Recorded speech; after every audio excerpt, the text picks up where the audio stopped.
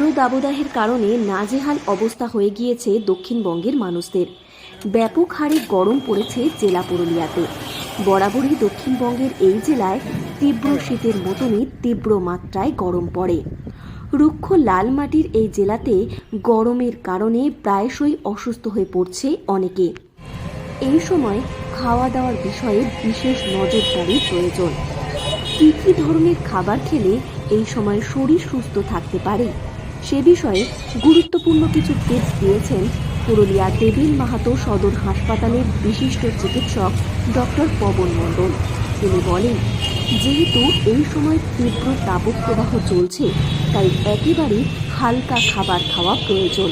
খাবার খেলে খুবই ভালো। স্পাইসি খাবার ও ফাস্ট ফুড পুরোপুরি এড়িয়ে যাওয়া উচিত। এছাড়াও ভিজে ভাত বা পান্তা ভাত এই সময় খাওয়া শরীরের জন্য খুবই উপকারী।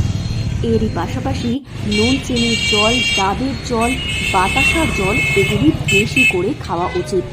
প্রতিদিন প্রায় 3 থেকে 4 লিটার জল কমপক্ষে খেতে হবে। এই গরমে ডায়রিয়ার সম্ভাবনা অনেক বেশি থাকে, তাই পেট ঠান্ডা থাকে সেই সমস্ত কিছু খাবার খেতে হবে।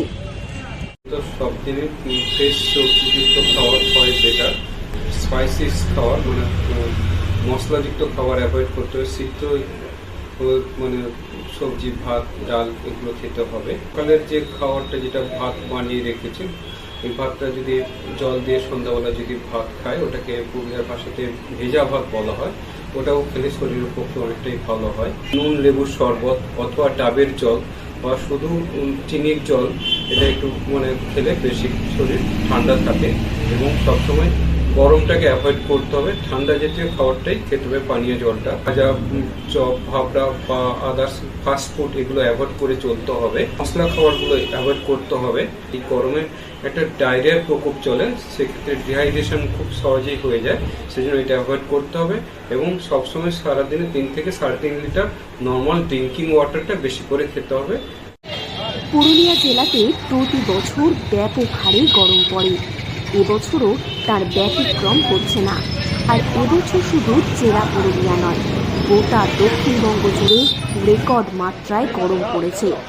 প্রায়শই অসুস্থ হয়ে পড়ছে সাধারণ মানুষ। পুরুলিয়া জেলার মানুষেরা কীভাবে সুস্থ থাকবে তারই কিছু টিপস দিলেন বিশিষ্ট চিকিৎসক ডক্টর পবন মণ্ডল। এই টিপসগুলি মেনে চললে শরীর অনেকটাই ভালো থাকবে, এমনটাই আশা রাখা যাচ্ছে। পুরুলিয়া থেকে শর্মিষ্ঠা ব্যানার্জির রিপোর্ট, লোকাল 18 বাংলা।